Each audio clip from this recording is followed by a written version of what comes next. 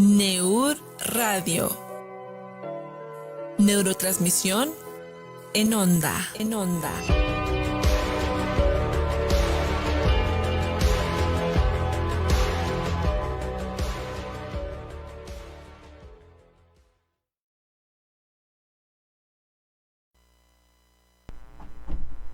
Hola, muy buenas noches, tardes o noches, ya no sé, muy buenas noches a todos. Qué bueno que se conectan una vez más a este programa de Neur Radio, Neurotransmisión en Onda. Les doy la bienvenida y les agradezco que se conecten. Estamos listos para abrir un tema muy interesante, muy importante. Tenemos una vez más de nuestro invitado especial. Anteriormente, los que nos siguen recordarán que hablamos de cefalea y de epilepsia con el doctor Carlos Israel Gallegos Ríos, quien es médico neurólogo y epileptólogo. Y bueno, pues el día de hoy nos trae un tema bastante interesante. Ya se los traíamos debiendo desde hace algún tiempo que lo habíamos anunciado, pero bueno, en esta ocasión se hace realidad. Así que pues doctor, muchísimas gracias por acompañarnos, qué bueno que está aquí con nosotros. Maestro Chi, muchísimas gracias por la invitación. Es un gusto estar con ustedes de nuevo en este tema tan vasto y tan bonito que es la demencia. En realidad es un tema que yo creo que a todos los neurólogos nos apasiona mucho. Sí. ¿Por qué? Porque venimos con ese concepto ya un poco viejo de que todas las demencias son Alzheimer, ¿no? Uh-huh. Y ahorita mucha gente ya se está dando cuenta que cuando empezamos con déficit cognitivos o cualquier cosa, así es de vamos al neurólogo, vamos a ver qué es lo que está mal, porque hay veces que sí se pueden quitar estos síndromes demenciales. Entonces es lo que venimos a hablar un ratito aquí. ¿Cómo ve? No, pues perfecto, me parece excelente, porque yo creo que hay... se han pasado por alto muchas de las ocasiones personas que tienen características demenciales que se dejan pasar, y bueno, pues también desafortunadamente es un pronóstico de vida pues muy malo, ¿no? Pues bueno, dependiendo del síndrome demencial, ahorita lo vamos a ver un poquito más en la plática, pero hay unos síndromes demenciales que tienen excelente pronóstico si se diagnostican a tiempo. Claro. Bueno, pues mientras se va preparando la imagen para abrir el tema, los invitamos a que participen en comentarios, en preguntas, nos platiquen sus experiencias al respecto aquí en la bandeja de comentarios del programa. También nos pueden hacer llegar sus preguntas a través de WhatsApp en el número 33 23 43 65 61.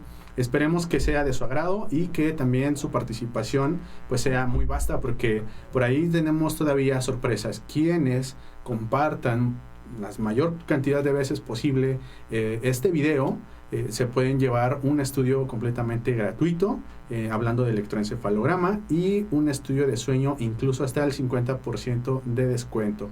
Esta dinámica pues va a estar presente mientras pues compartiéndose constantemente el programa en el que estemos hablando, ¿verdad?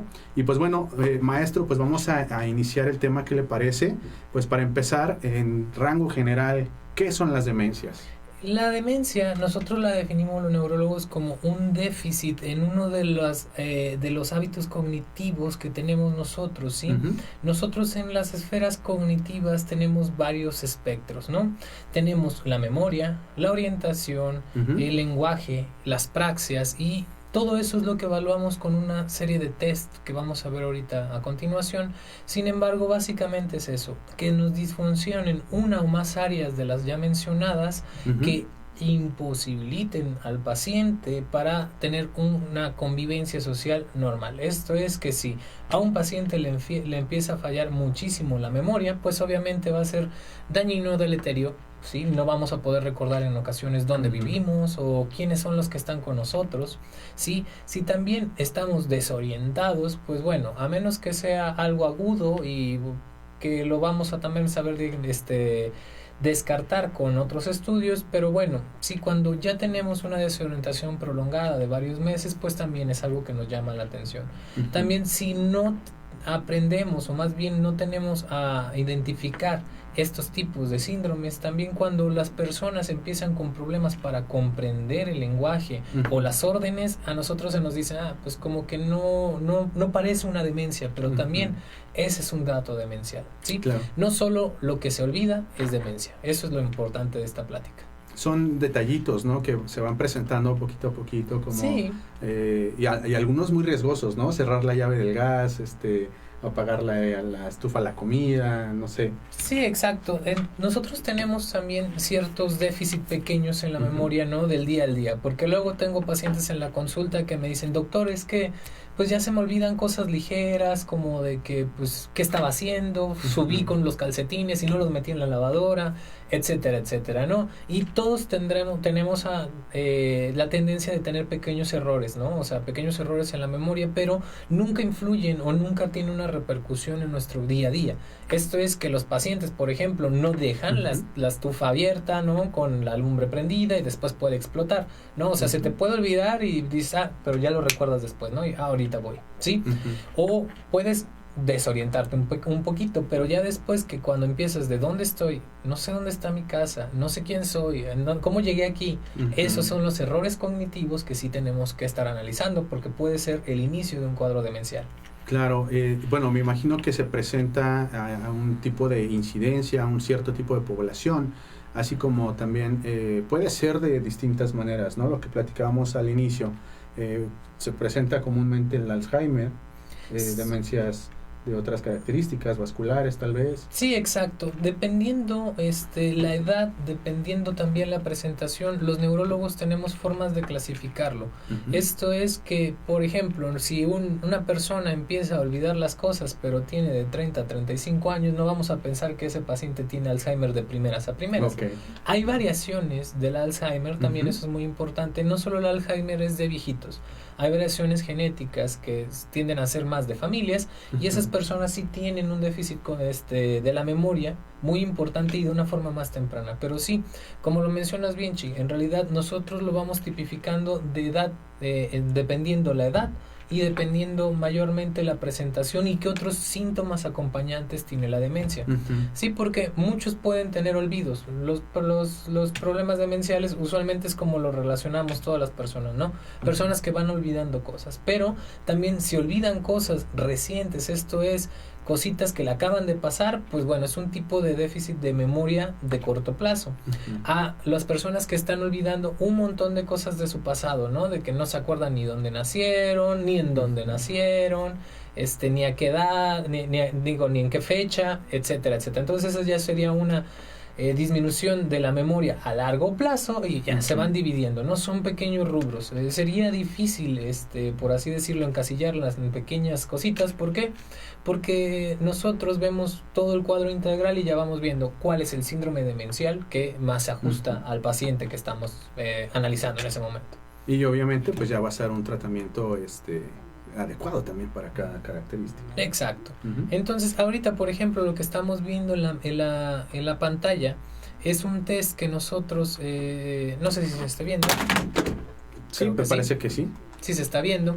Ese es un test que nosotros hacemos en la consulta día con día cuando un paciente viene con problemas de la memoria, ¿no? Este test, que también es muy conocido entre todos los neurólogos, el famoso Mini-Mental, ¿sí? El Mini-Mental abarca todas estas áreas que ya mencionamos, ¿no?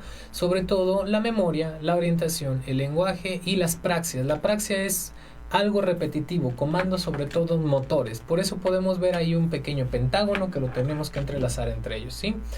Cuando tenemos cierto puntaje en el Mini-Mental, o si lo vemos en la siguiente diapositiva de la presentación, hay un tipo de test un poco más específico que en lo personal es el que más me gusta a mí, que es el test de Mocha, que es un test mucho más sensible y específico para todos los tipos de procesos demenciales, ¿sí? ¿Por qué? Porque también tenemos que comprender eso. En los síndromes demenciales no todo es memoria. También las praxias o tratar de hacer comandos motores es muy importante. Ciertos tipos de Alzheimer, por ejemplo, tienen déficit visoespaciales antes que tener cualquier tipo de proceso de memoria. Esto es que tú puedes estarlo analizando y el paciente no te puede copiar un cubo o no te puede hacer un reloj de manecillas. Esa es la pregunta que iba a llegar y perdón por la interrupción. Es que me emocionó este tema. Claro que sí. Se ve mucho en algunas series de criminales y de todo esto, ¿no? Dibújame el reloj y y sale ahí todo chueco, ¿no? Ujú. Es parte de este mismo test. Muy probablemente, sí, hay varios tests que nos hacen que copiemos, sí, hay unos que son de integración neurolingüística, pero este sí es muy enfocado para la parte de procesos demenciales. El MoCA sí es muy empezado para eso, pero sí, en la vasta mayoría de los tests de esos de los que Ajá. vemos en la serie siempre es fácil el de copia el cubo, ¿no? Ajá. O el de dibújame una casita con una ventana y una puerta, Ok. o hay unos test que son muchos más grandes, ¿no? Y mucho más complejos, pero bueno, esos son para otro tipo de cositas. Y de alguna manera, bueno, esto ya se va enfocando conforme también ya identificamos que nuestro paciente podría tener estos procesos de deterioro neurocognitivo. Pero digo, hay unas maneras en las que a lo mejor las personas que nos están escuchando puedan decir, bueno, como que esto ya no lo veo muy normal y a lo mejor pueda ser no tan cotidiano. Por ejemplo, Comportamientos completamente... sí, podemos tener en los procesos demenciales igual se nos puede nos puede estar dando comportamientos abigarrados o extraños, ¿no? Las personas, como te digo, no se parecen en las que nos ponen en la tele de que empezó nada más a perder la memoria, ¿no? Hay personas que empiezan, por ejemplo, con compulsividad por el juego, ¿no? O que empiezan a cambiar su gusto de alimentos a cosas más dulces, que ellos nunca fueron dulces y empiezan a comer muchos dulcecitos, o empiezan incluso con disejecuciones. Esto es que, por ejemplo, lo ponen a calcular y eso es parte del test. Nosotros ponemos a calcular 100 menos 7 y ya después empiezan 100 menos 7, 80 y tantos. No empiezan a hilar bien. Entonces, sí, hay cosas que nos pueden llamar más la atención que otras, ¿no? Pero sí, obviamente los olvidos es lo que tenemos más tipificado como demencia, sí, pero también es una parte importante. En la otra diapositiva que ya habían puesto, es la parte que me habías preguntado, Chi. La parte de cómo tipificamos nosotros los síndromes demenciales. Esa tabla para mí es muy importante. Yo sé que a lo mejor el auditorio no lo puede ver también, ¿no? Pero todas esas letritas pequeñas y esa tabla de subdivisión son cosas que nosotros evaluamos y son síndromes que se van presentando dependiendo de edad y dependiendo de tipo de presentación. Las que son, por ejemplo, vasculares, tienen una presentación aguda, ¿no? O en personas que ya tenían hipertensión o diabetes que se fueron cronificando poquito a poquito y ahora sí empezaron, ¿sí? También hay forma de verlo, sobre todo con imágenes en ese caso, ¿no? Podemos ver que un paciente, si tiene muchos datos de infarto embólico o infarto hemorrágico, pues bueno, ya te vas dando una idea de cuál es la etiología que le está causando el síndrome demencial. Sí, evidentemente, y de hecho en algún programa anterior con su colega el doctor Moisés Rubio tocamos este tema de eventos cerebrales vasculares, lo que generalmente lo conoce la población como derrame cerebral, pues hablando de una generalidad y las embolias, ¿no? Sí. Entonces, bueno, pues si hay un antecedente de este tipo, como lo está explicando aquí en su tabla, pues bueno, es fácil imaginar o sospechar para dónde va el asunto, incluso pronosticar, me imagino, qué es lo que sigue con el paciente. Claro, por ejemplo, es lo que yo les explico en la consulta a mis pacientes. Cuando tenemos un síndrome que parece demencial tipo Alzheimer, tiene, por así decirlo, peor pronóstico que uno de problema demencial reversible, porque hay ciertas cosas que nos causan síndromes demenciales que se parecen mucho al Alzheimer, pero no lo son, ¿no? Y eso es lo que nosotros tratamos de investigar. No todo está perdido cuando empezamos con un síndrome demencial, ¿sí? De hecho, hay una fácil mnemotecnia donde nosotros encajamos todas las causas posibles de estos síndromes reversibles. De hecho, viene en una diapositiva más enfrente, sí, no sé si... me parece que es la siguiente. Que es la siguiente. Ajá, es una clasificación de las demencias reversibles. Sí, de las demencias reversibles, el famoso vitamins. El famoso vitamins son todas las cosas que nosotros tenemos que analizar cuando viene un paciente con proceso demencial y no es lo más típico. Esto es que no es un paciente de 87 años que empieza con pérdida de memoria progresiva, ¿no? Como eso parecería más Alzheimer, ¿no? Si viene un paciente joven que no le encontramos de dónde o no debería de tener, empezamos a analizar todo esto. La parte de Pues de drogas, sobre todo, ¿no? De drogas, de déficit vitamínicos, de déficit inmunológicos, de que no tenga algún proceso, por ejemplo, en los ojos, o que haga que no esté viendo bien, que no tenga tumores, que tenga infecciones, que no tenga anemia, ¿sí? Es el vitamins, o también la forma traducida que sería demencias en español, ¿sí? Es todo eso, la gama que nos puede pasar para que nos dé demencia. Si tenemos algo de eso, nos puede causar este síndrome demencial, y ya sabríamos de algo que le podemos quitar, le podemos suplementar o podemos tratar, y se quita el síndrome demencial, ¿no? Entonces ya ese de entrada no tiene el mismo pronóstico que una enfermedad de Alzheimer, por ejemplo. La enfermedad de Alzheimer, que la vamos a ver a continuación, sí, en la siguiente diapositiva, pues sabemos que es un tipo de enfermedad ya muy conocida a través de toda la población general, ¿no? Que bueno, a mí me encanta esa enfermedad porque pues es el día donde nació mi mamá. Se celebra el 21 de septiembre. Sí, es una enfermedad bastante interesante siempre y cuando no la tenga uno, ¿verdad? Nada, bueno, para todos los que los estudiamos es muy interesante, pero para la gente que lo padece, pues obviamente no. Esta enfermedad es muy importante también reconocerla, porque es la primera que todos, cuando nos empieza algo de problema de memoria, decimos, chin, me va a dar Alzheimer, ¿no? Sí, y a lo que más miedo le tenemos. Y a lo que en general más le tienen miedo. Y no, sí, ¿tiene presentaciones típicas? Claro que sí, ¿no? Usualmente, ¿cuándo la vamos a ver? Después de que tengamos 65 años nos puede afectar, ¿sí? Por eso les digo, muchas veces la edad tiene un factor pronóstico también importante, ¿no? Porque si yo veo un cuadro donde se nos empiezan a olvidar las cosas después de los 65 años, digo, bueno, me calmo, ¿no? A lo mejor sí es un proceso tipo Alzheimer, y entonces tengo que hacer de todos modos los estudios complementarios. Pero cuando es un paciente más joven, vámonos, ¿no? Es cuando más interesa saber por qué le está afectando la memoria a ese paciente, ¿sí? Sí. Entonces, la enfermedad de Alzheimer es eso, es una enfermedad que cursa usualmente con la pérdida de la memoria de a corto plazo, y después se va tomando la de mediano y largo plazo, ¿sí? Es un continuum. Yo les digo que nunca las personas van a terminar de olvidar al principio de la enfermedad quiénes son, ¿no? Ni quiénes son sus familiares, pero ya muy avanzados nos van a desconocer a todos, ¿no? Entonces, sí, empiezan con errores de la memoria a corto plazo, que es lo más normal. Sus variaciones, las variaciones son todos estos que vemos aquí en pantallita, no sé si lo vimos, sobre los factores genéticos. De los factores genéticos hay ciertas partes que nos pueden predisponer a enfermedad de Alzheimer. Por ejemplo, los pacientes con síndrome de Down, ¿sí?, tienen una trisomía 21. Esto es que les sobra cierto cachito en el cromosoma 21. Y esta enfermedad es causada por cierta acumulación de marañas neurofibrilares y otros pedacitos de por así decirlo, de proteínas, para que nos puedan entender, ¿sí? Claro.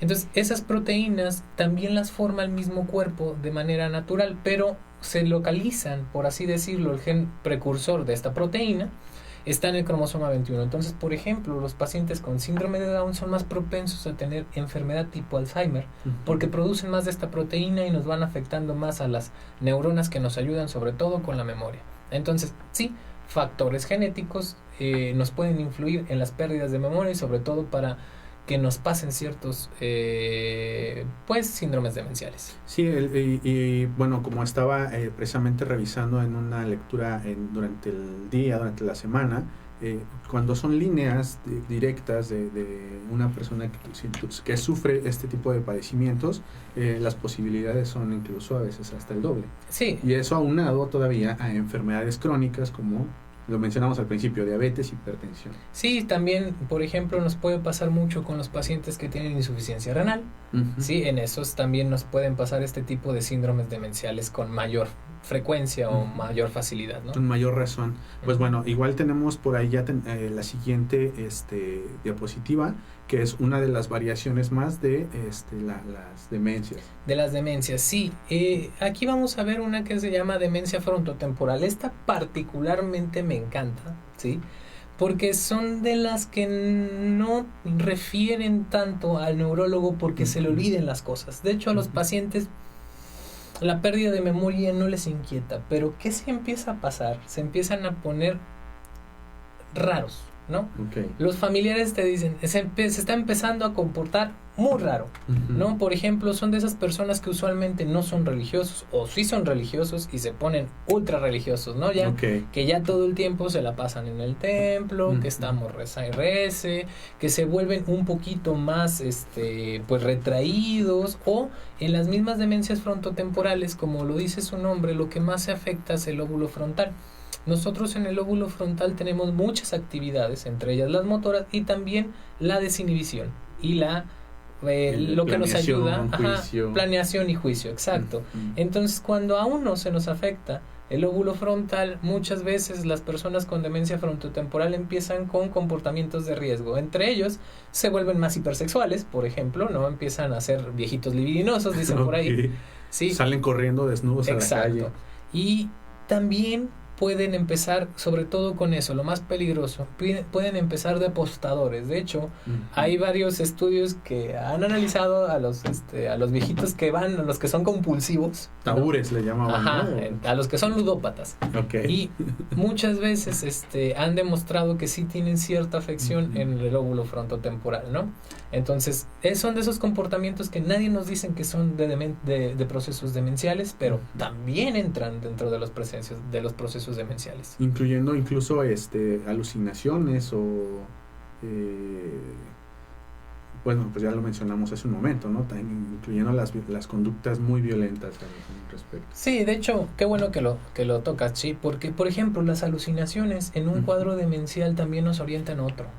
Sí. Es a otro tipo de síndrome demencial. Lo vamos a mencionar al ratito. Pero sí, cuando un paciente, por ejemplo, empieza a perder alguna de las capacidades que nos hace interactuar con la sociedad y aparte empieza a alucinar y alucinar y alucinar, nosotros le metemos cierto fármaco para calmarlo y alucina más, decimos, ya, este es otro síndrome demencial que no se parece al Alzheimer, pero también tenemos que empezarlo a tratar. ¿Por qué? Porque si le ponemos calmante, por ejemplo, a esos tipos de pacientes, pues bueno, se nos van a poner mucho peor. Sí, o se van a adaptar y entonces vienen los aumentos de los fármacos y entre otras cosas.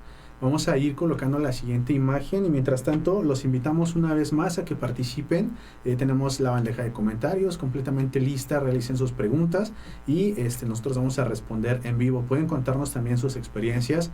En lo personal tengo algunas experiencias que podría mencionar, que incluso alguna coincide con la plática de evento cerebral vascular.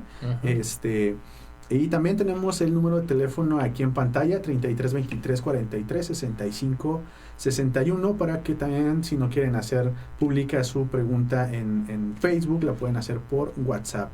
Muy bien, bueno, pues tenemos ahora esta imagen de demencia vascular y un cerebro chulada, ¿verdad? Hermosa esa imagen del cerebro. Sí, claro. Aquí lo que estamos viendo es una imagen exactamente de eso, de varios datos de patología vascular. Esto es que muchas veces las personas piensan que los infartos lo que más te va a dar es que se te paralice la cara y se te paralice una parte del cuerpo. Y no, hay veces que los infartos no se sienten y nunca dan manifestaciones hasta ya después que vemos este tipo de cerebros. Muy, muy, muy afectado de la forma vascular. ¿En quiénes pasa más esto? Usualmente pasa más en los pacientes que toman mucho, que fuman mucho, que son hipertensos descontrolados y que son diabéticos descontrolados. Entre otras palabras, casi todos los mexicanos, ¿no? Sí. O sea, nos portamos muy mal con la dieta, con el ejercicio y con los hábitos saludables como dejar de tomar o dejar de fumar. Pero sí, esto es muy común de ver en pacientes que se han malpasado un buen ratito de su vida. ¿Sí? La enfermedad multiinfarto es lo que nos va a hacer, nos va a desconectar, por así decirlo, las neuronas que nos ayudan a procesar todo, ¿sí? De la forma cortical a la forma subcortical, y cuando tenemos esa desconexión es cuando vamos a empezar con todos estos errores, ¿no? Y vamos a ver totalmente afectado al paciente, ¿no? Sí, es muy importante saber que esta es una de las primeras causas de síndromes demenciales en la población mexicana, ¿no? Uno pensaría que todo es Alzheimer, pero justo no. Vemos a muchos pacientes que tienen muchos infartitos grandes y chiquitos después de su vida, ¿sí? Hay unos que no presentan nada y hay otros pacientes que se empiezan a quedar dementes, literalmente. Ok. Entonces, Bueno, pues como consejo y moraleja, no le lleven la contraria al doctor. no. Sí, o sea, hay que ajustarnos. Si el doctor nos dice hay que alimentarnos de este modo, pues es el que va a mandar. Finalmente la salud se trata de cada uno de nosotros, pero pues también Dios dijo, ayúdate que yo te ayudaré. Eso sí. Muy bien, Totalmente. y tenemos incluso enfermedad de Huntington. Sí, la enfermedad de Huntington, a mí siempre me gusta agregarla dentro de los síndromes demenciales. ¿Por qué? Porque cualquiera que haya visto los programas de médicos de Doctor de ahorita, de House, Doctor House o sí. ¿cómo se llama el otro? El de... Good Doctor.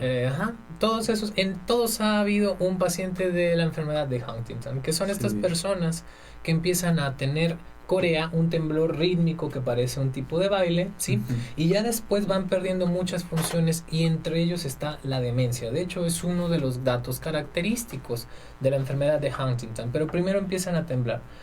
Sin embargo, por ejemplo, hay pacientes que, como esta enfermedad es causada por una repetición de tripletes, es algo así genético bastante complicado para que nos entienda la audiencia, es como que se nos repiten ciertas partes en una partecita de nuestro gen y empiezan a codificar las proteínas de forma mal, ¿sí? Ujú. Entonces, ese tipo de alteración la vamos a heredar a nuestros hijos. Las personas que tienen Huntington, usualmente sus hijos tienden a tener la enfermedad de forma más temprana y más temprana y más temprana. Esto es que el error se va haciendo grandote. Generación tras generación. Sí, exacto. Entonces, eso le llamamos nosotros fenómeno de anticipación. Y muchos pacientes de esos pueden empezar primero con demencia antes de empezar a bailar, ¿no? Y es eso que a nosotros nos surge. Cuando son pacientes jóvenes, saber exactamente qué es lo que le está pasando, ¿no? Ujú. Porque esos son los que más interesa, por así decirlo, hacer las cosas urgentes. Porque de las demencias reversibles podemos hacer un montón de cosas para que no nos quede ningún tipo de secuela. Conozco bastante gente joven, estamos hablando de que son personas entre los 40, 45, 50 años, que ya tienen problemas de hipertensión, que ya tienen problemas de diabetes. Entonces, de alguna manera, este tipo de enfermedades que son crónicas y además de muy mal control probablemente, pudieran llegar a tener, por ejemplo, bueno, ya habíamos mencionado, Alzheimer es alrededor de los 65.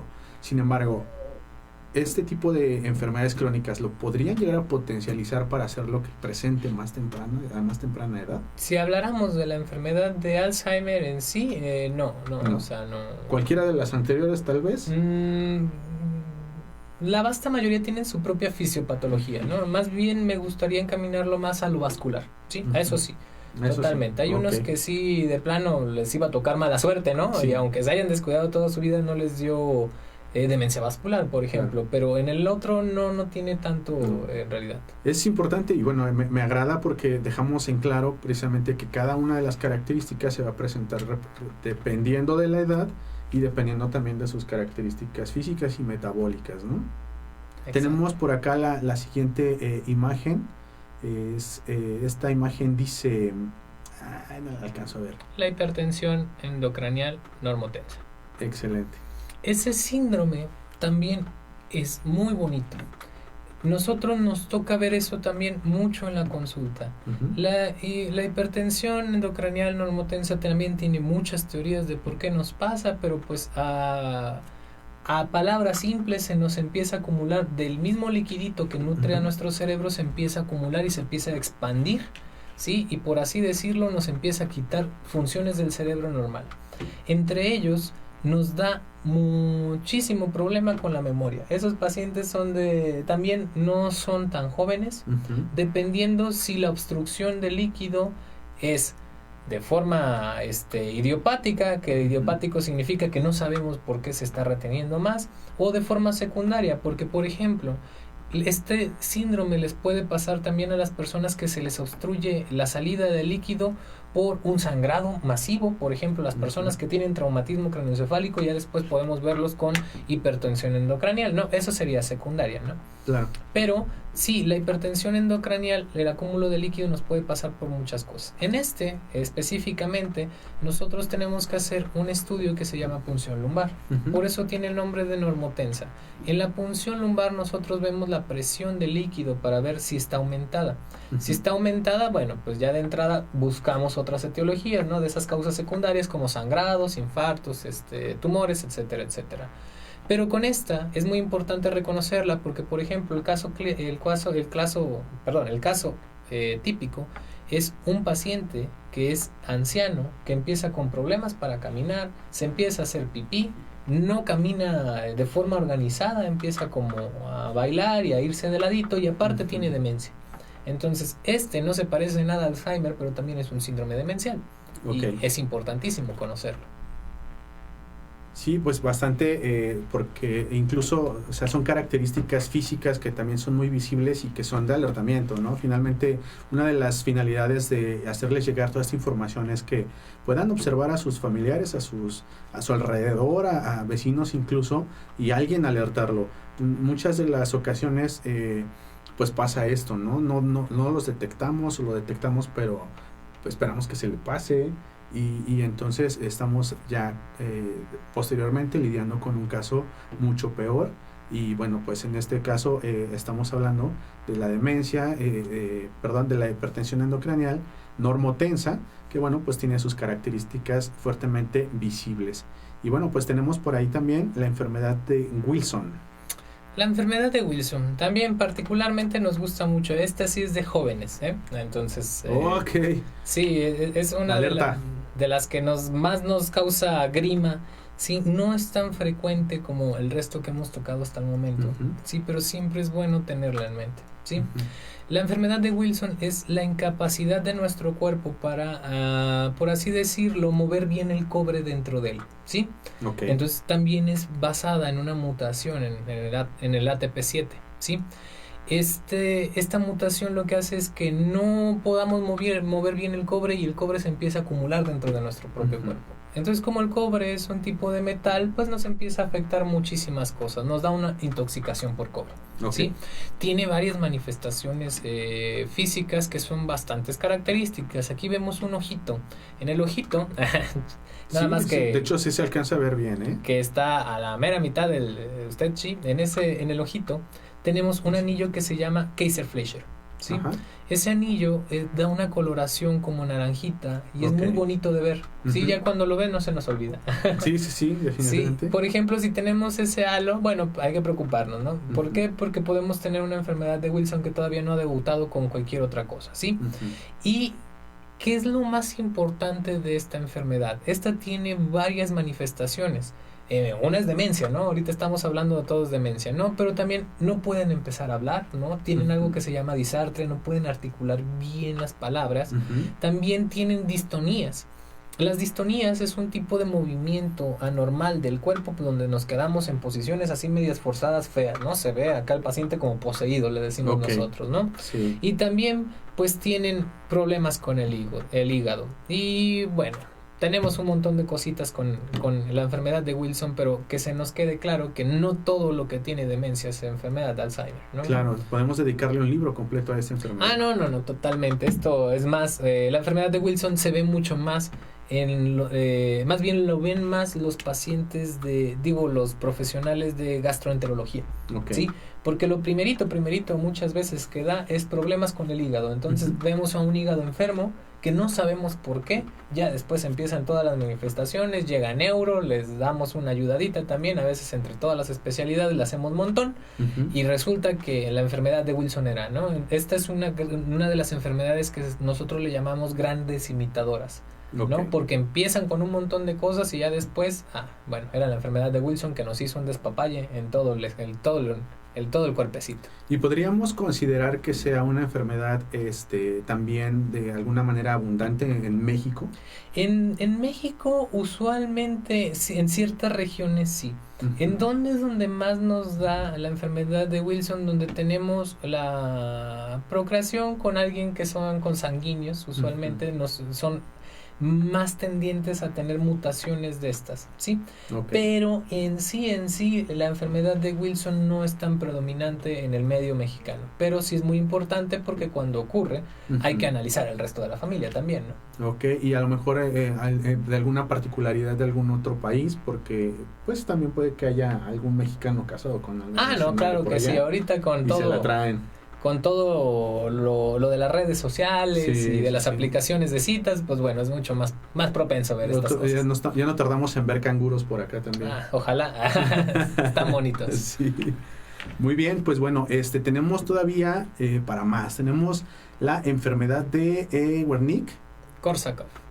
Sí, Wernicke. Esta enfermedad de Wernicke-Korsakoff, en realidad son dos enfermedades distintas, pero las vemos como un tipo de espectro, y esta sí es bien común de ver en la población mexicana. Okay. ¿Por qué? Porque la enfermedad de Wernicke-Korsakoff se manifiesta debido a la deficiencia de tiamina, que es una vitamina que nosotros usualmente agarramos de la comida y de los vegetales, ¿sí?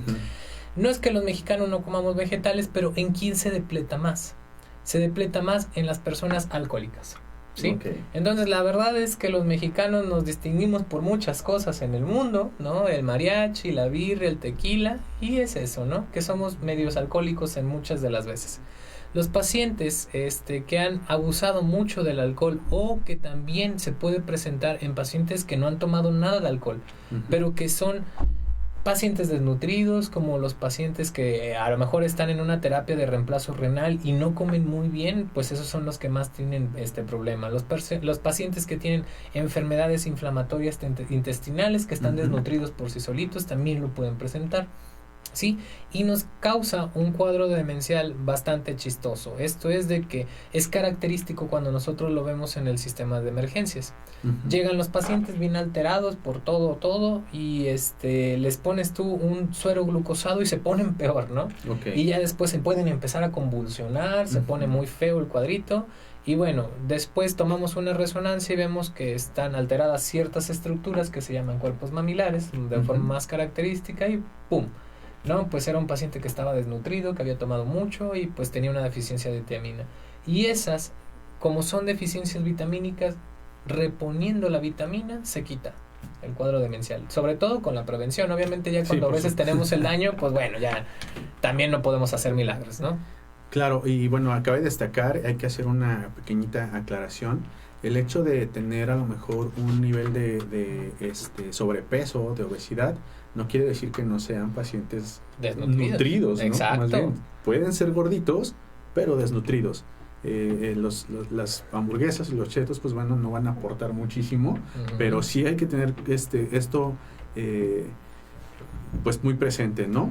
Menciona, por ejemplo, aquí yo alcanzo a observar algunas características, por ejemplo, de psicosis, igual como parte de característica de las demencias, y bueno, pues epilepsias, crisis convulsivas, como también una cuestión secundaria.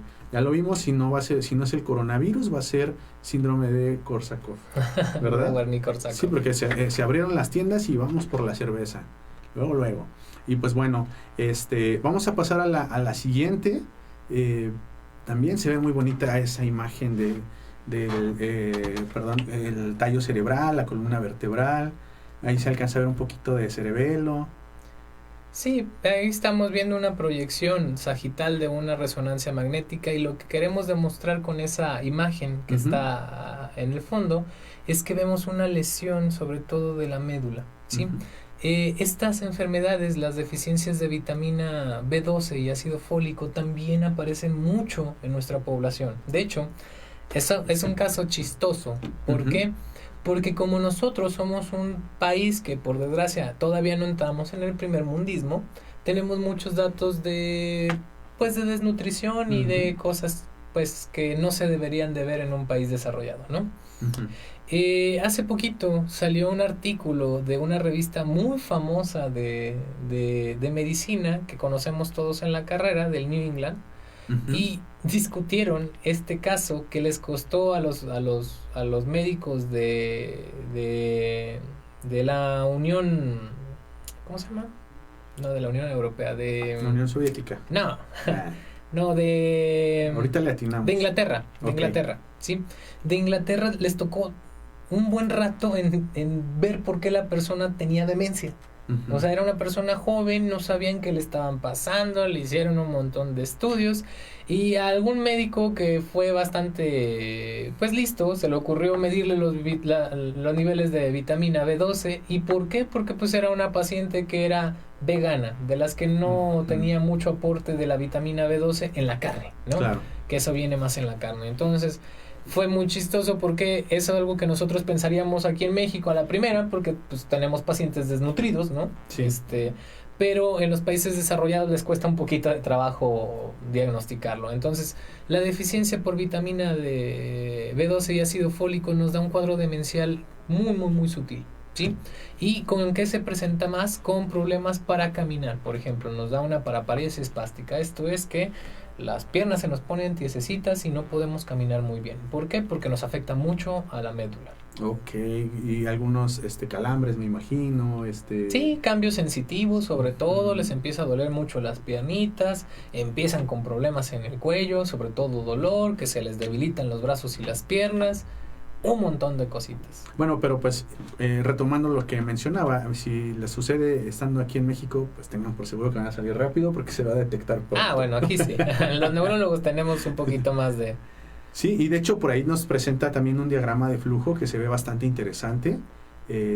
Igual estamos hablando de otro tipo de demencia, o ya es al respecto de las... Sí, es otro espectro de las demencias. Cuando nosotros tenemos a un paciente que previamente estaba bien y ya después se nos puso súper alterado, ¿no? Que ya empezó a olvidar a todos, empieza con psicosis o empieza con problemas de cálculos visoespacial, todo lo que discutimos ya al inicio de la plática, y que usualmente ¿cuánto tiempo es rápidamente progresivo? Depende de dónde lo leamos, ¿no? Nos dice la definición que 2 años, pero 2 años es muchísimo, ¿no? Sí. Entonces, cuando tenemos un tiempo de evolución de 6 meses, o menos, que empieza con todos estos cambios agudos, estamos hablando de esto, de una demencia rápidamente progresiva. Estas son importantísimas de conocerlas y de abordarlas rápido. ¿Por qué? Porque el tratamiento es lo que nos marca el pronóstico, ¿sí? De lo más importante que vemos ahorita, y sobre todo con el coronavirus, el nuevo virus que nos está azotando, esta pandemia, cuando nosotros tenemos el coronavirus, está haciendo cositas raras, entre ellos todo lo viral, tanto influenza como la gripe, como el coronavirus, causan pues un tipo de reacción cruzada, un tipo de mimetismo molecular, y nuestro cuerpo puede empezar a atacarnos a nosotros mismos. Y en eso nos causa algo que se llama encefalitis, ¿no? La encefalitis da también procesos demenciales, ¿sí? Los procesos demenciales que da esto se van acompañados de un montón de cosas, no solo pierden la memoria, empiezan con convulsiones, empiezan con agresividad, se vuelven muy excéntricos, etcétera, etcétera. Entonces, estos también, los procesos demenciales rápidamente progresivos, son muy importantes de conocerlos. ¿Por qué? Pues porque es lo que más nos va a afectar de forma aguda, rápida, y que nos va a poner totalmente desconcertados a toda la familia. Sí, pues bueno, como le platicaba y como también mencioné en un programa anterior, en un familiar muy prácticamente directo en algún momento presentó de inicio pérdida de memoria, pérdidas de algunas funciones ejecutivas, control, coordinación, incluso fue muy rápido. Y bueno, en aquellos tiempos, pues bueno, poco conocimiento de algunas cuestiones, dificultades también para involucrarnos con las circunstancias, pero pues bueno, efectivamente fue un lapso de 1 año que pues desafortunadamente falleció, y yo creo fervientemente que tuvo total responsabilidad este tipo de procesos neurodegenerativos. Sí, y eso es lo importante. Por ejemplo, al menos en el proceso de las encefalitis sí hay tratamiento. Sí hay tratamiento que entre más rápido lo pongamos, mucho mejor es el pronóstico funcional del paciente a largo plazo. Entonces, sí hay unas cosas que nos desahucian, ¿no? Los doctores a veces se vuelven medios severos, ¿no? Con ciertas cosas y ya nos dan por muertos, pero hay cosas que sí se pueden quitar con un tratamiento adecuado.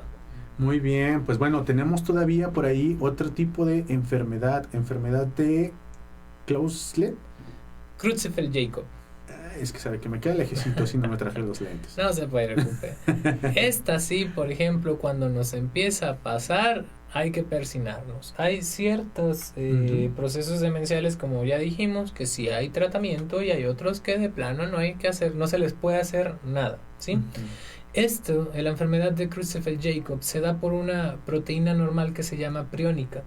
La proteína priónica es infectiva. Esto es que literalmente nosotros la podemos adquirir de otra persona que tiene Creutzfeldt-Jakob. Todavía no se sabe muy bien cómo es que se hace la transmisión. Hay otras enfermedades priónicas como el Kuru, que es una, por así decirlo, es un tipo de Creutzfeldt-Jakob, ¿sí? Okay. Para que nos entiendan, que era el que se daba entre las tribus que devoraban los cerebros de sus víctimas. Okay, ¿sí? Entonces, como se comían la proteína priónica, se infectaban y ya después veías a los pacientes que tenían demencia, se empezaban a comportar súper raros, empezaban con convulsiones y morían al poco tiempo, ¿sí? Con la enfermedad de Creutzfeldt-Jakob eso también puede llegar a pasar, ¿sí? Nos empezamos a comportar bastante extraño, tenemos epilepsia de difícil control y, bueno, por desgracia, en el electroencefalograma nos puede dar pronóstico. No te puedo contar más a ti, Chi, que es el que hace más el electroencefalograma, pero tiene cambios en electroencefalogramas característicos que también cuando lo vemos en un paciente que tiene un cuadro compatible, pues bueno, nos empezamos a persinar. Hablando un poquito de esta enfermedad, me llama la atención, ¿es relacionada con la famosa enfermedad de las vacas locas? Ándale, la enfermedad de las vacas locas era justo este tipo de enfermedad priónica, ¿sí?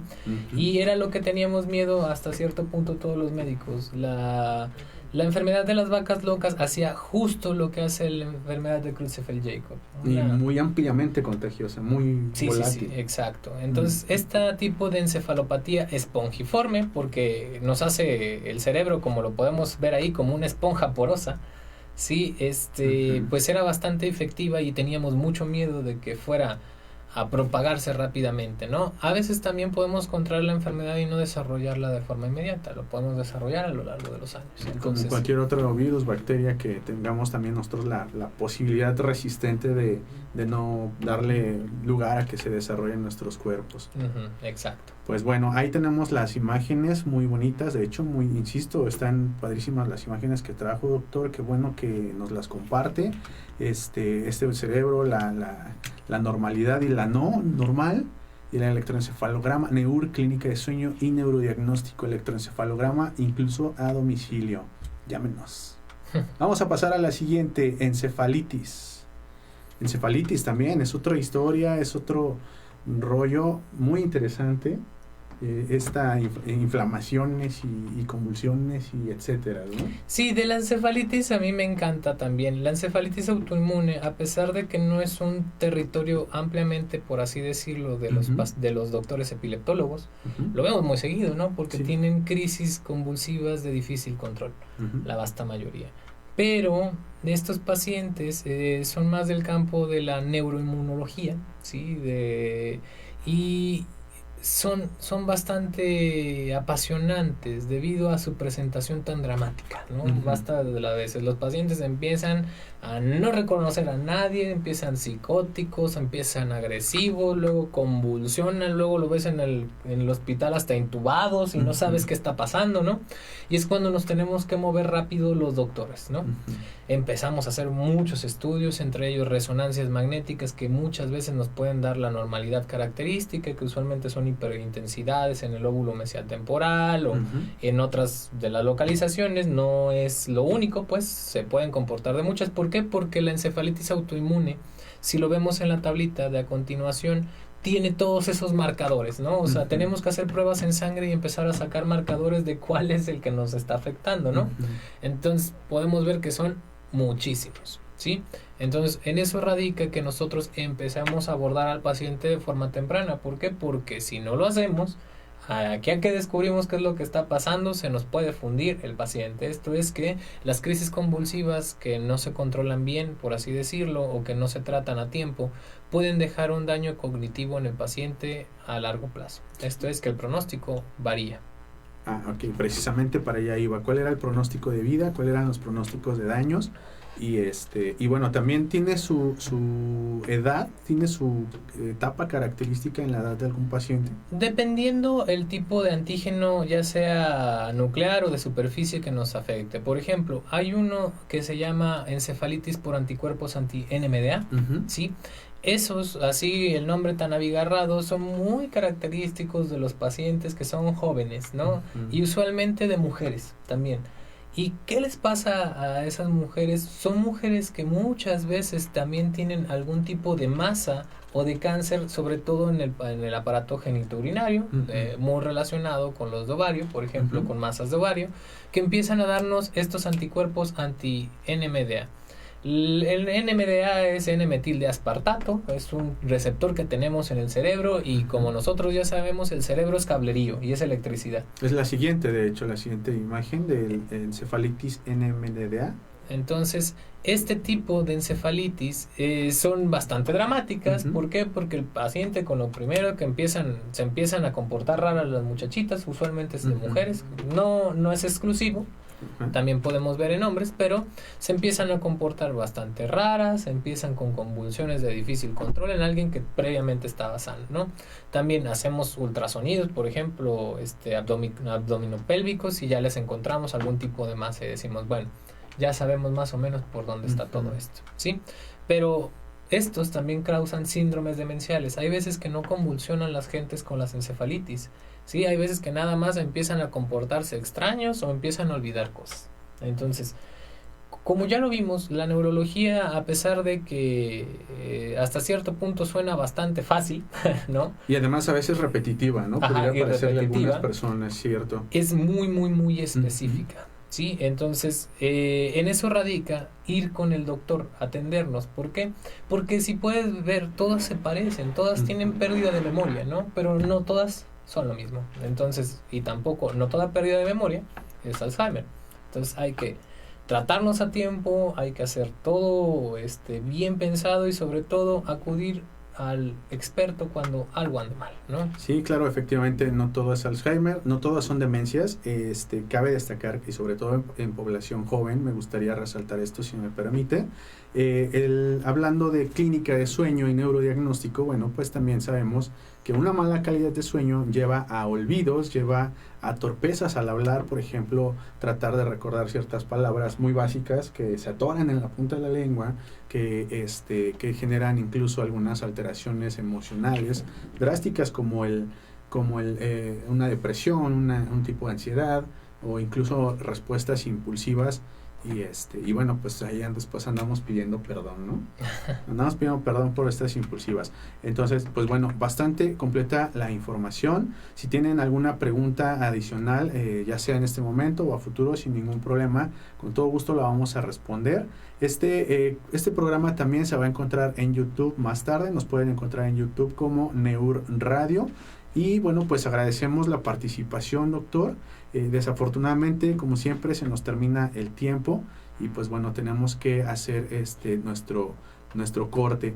Bastante completa la información, bastante valiosa. Espero que sea de mucha utilidad para todas las personas y muchas gracias por la participación. Pues muchas gracias por invitarme. Aquí estaremos de nuevo si Dios lo permite. Sí, vamos a empezar enero el siguiente año 2021 con toda la actitud, esperando que sea un año mucho mejor que el actual. Vamos a persignarnos 20,000 veces para que lleguemos con toda la suerte del mundo y prometemos también aportar muchos más temas interesantes. El doctor Carlos Israel Gallegos Ríos, neurólogo, epileptólogo, tenemos sus datos por aquí en la base del video. Contáctenlo y pues verán que les va a ir muy bien. Tenemos ahí también bastantes bastantes comentarios muy positivos del doctor. Es todo un famoso, incluso aprovechen que les firma ahí un autógrafo en cada consulta. Muchísimas gracias por seguir el programa. Una vez más, doctor, muchas gracias. Mi nombre es Eduardo García y esto fue una transmisión más de Neur Radio, neurotransmisión en onda.